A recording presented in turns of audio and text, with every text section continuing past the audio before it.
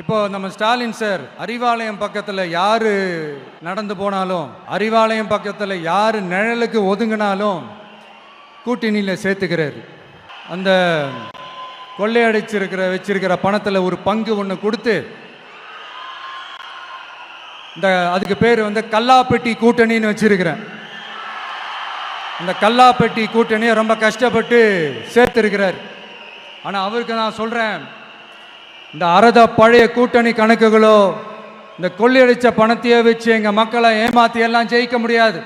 ஏன்னா இது மாபெரும் மக்கள் சக்தியான வித்தியாசமான விசில் புரட்சி எலெக்ஷன்.